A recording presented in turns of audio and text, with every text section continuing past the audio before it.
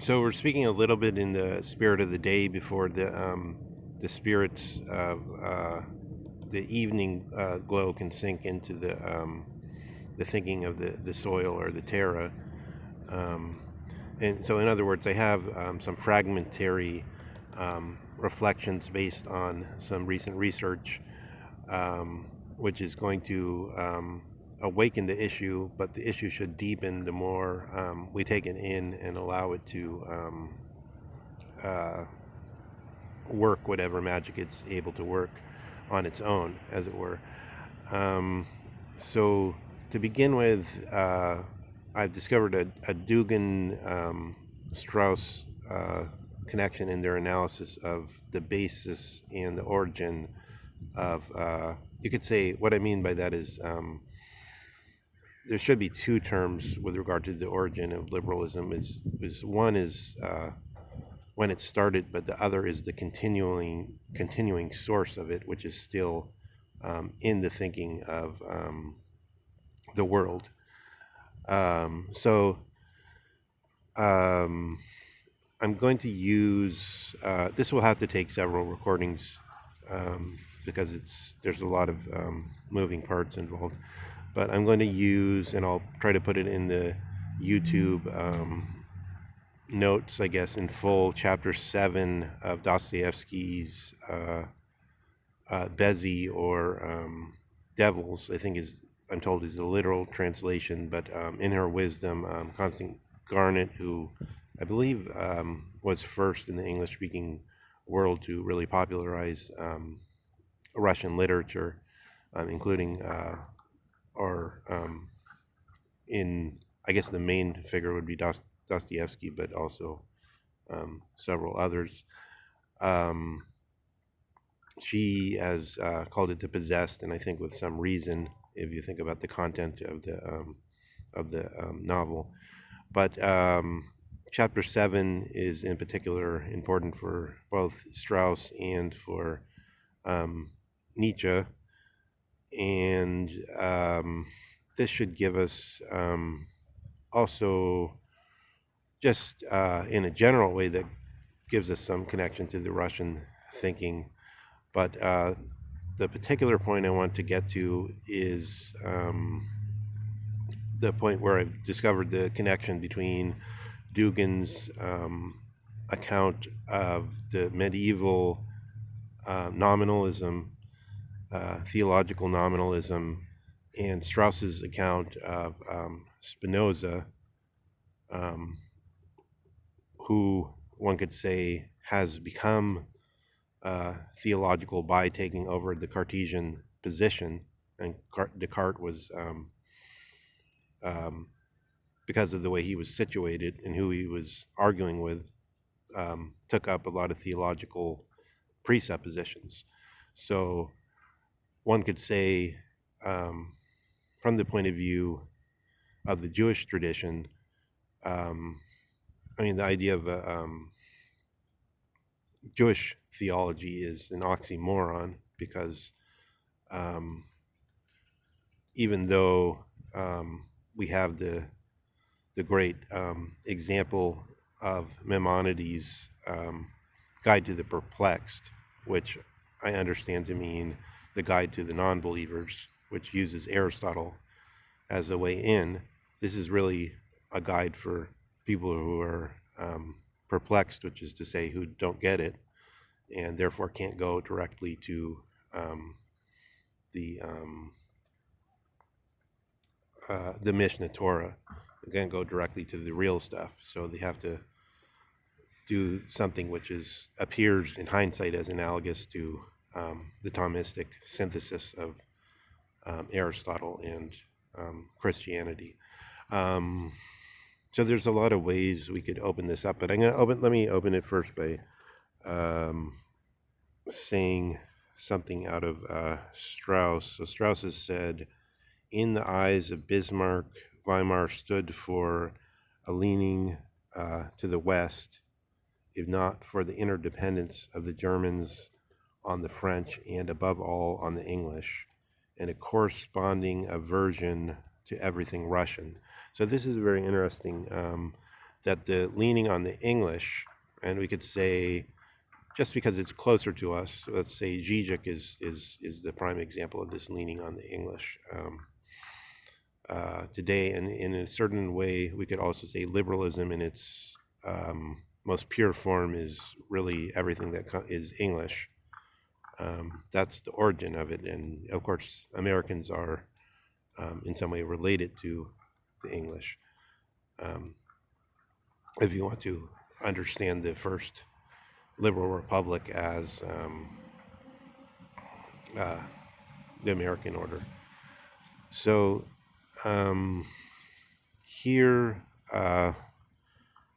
we can link up to, well, let's link that up to Zizek right quickly, just on this idea that in the same way that when we go through Dugin's account of liberalism, we have something that's closer to us, and we can go through that because he's speaking today and speaking somewhat clearly, and then we can go to what's a little more distant to us, which would be Strauss's account, which was generated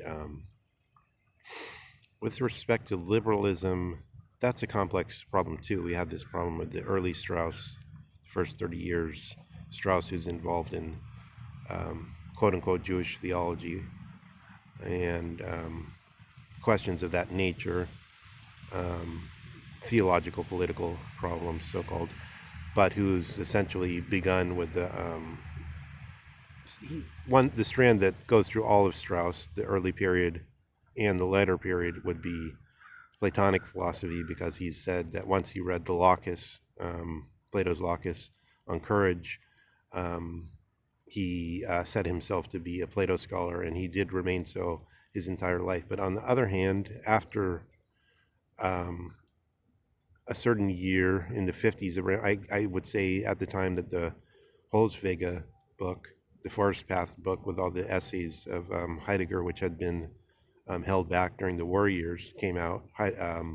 From that period on, Strauss was absorbed in the problems Heidegger set, and also in trying to understand Husserl, and Husserl's what Husserl opened.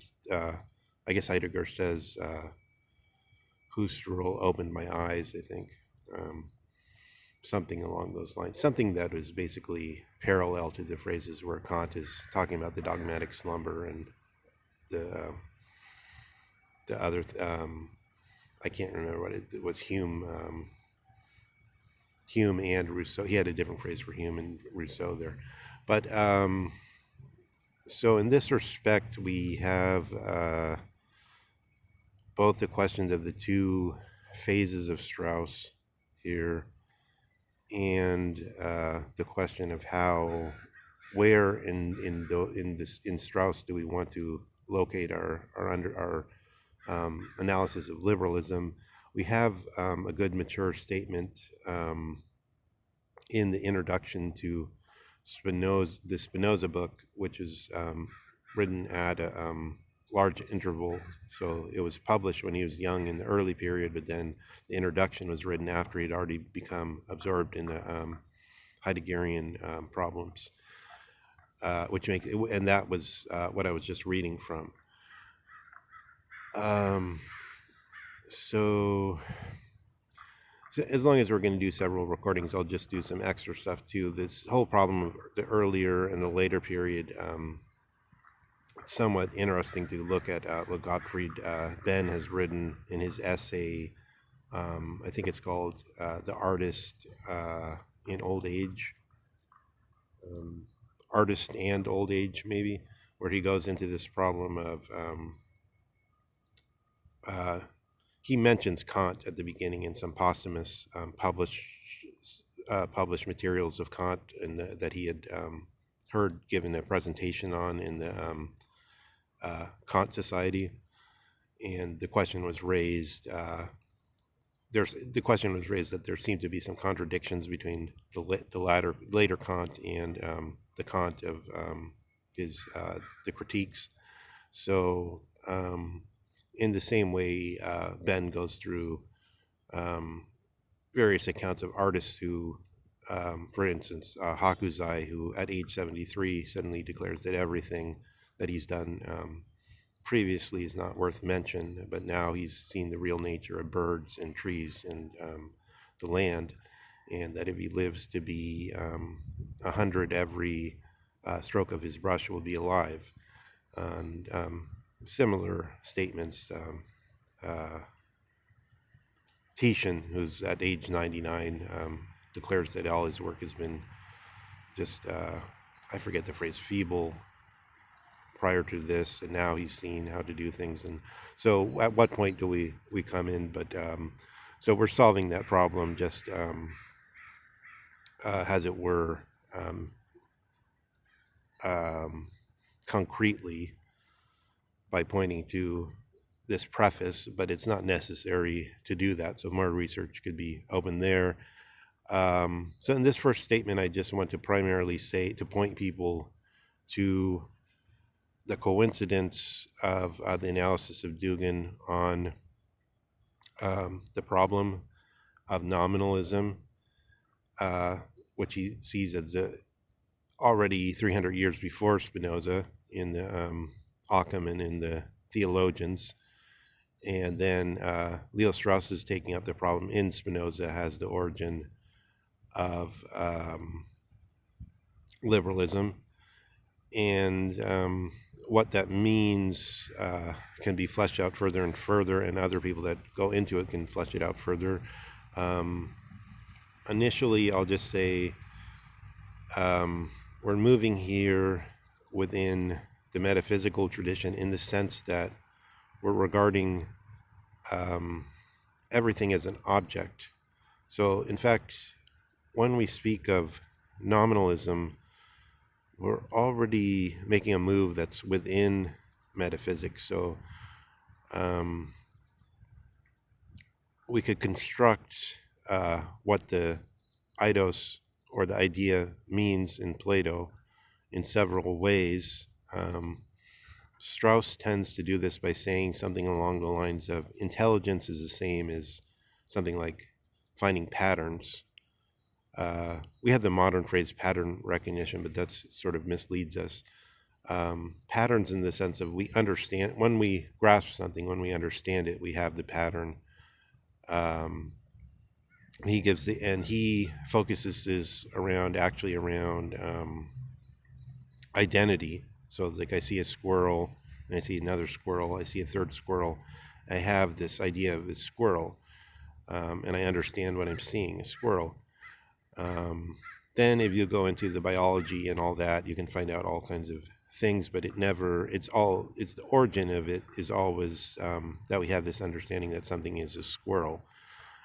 On the other side, you could regard Plato's specific doctrine of the idea as beginning with the sense, which is like Aristotle's four aiatia, or so-called causes, which are not causes in the modern scientific sense of a sequence.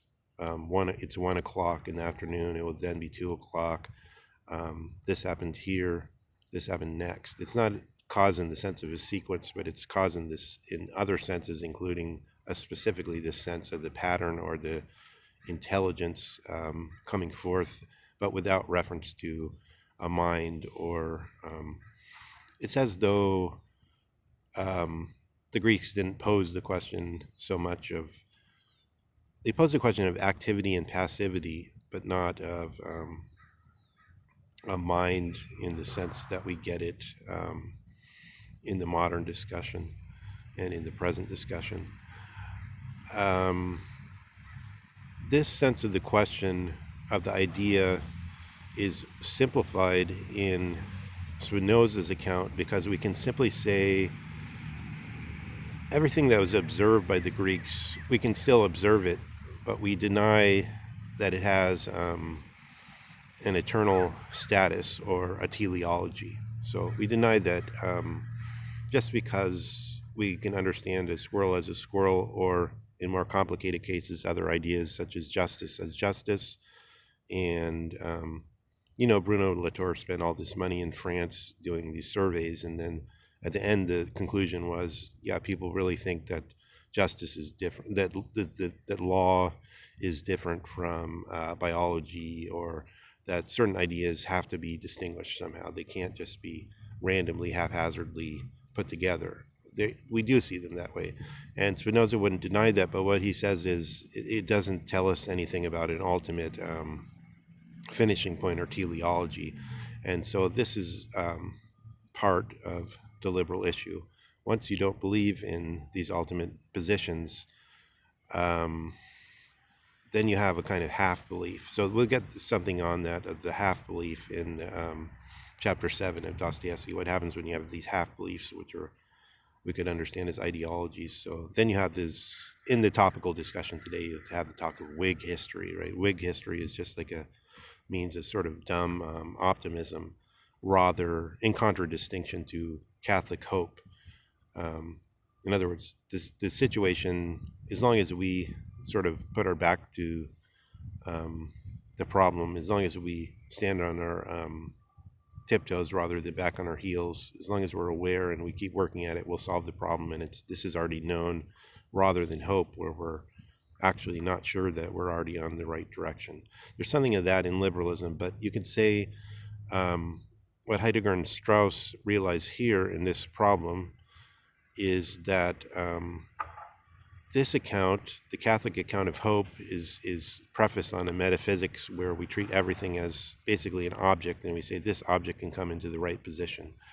All right, so this is going on. This is a very multifarious discussion, and by speaking a little bit ex tempore, without any attempt to totally systematize it, we can let certain points sink in, and then I'll try to bring more rigor and clarity to it in the coming discussions on the same point.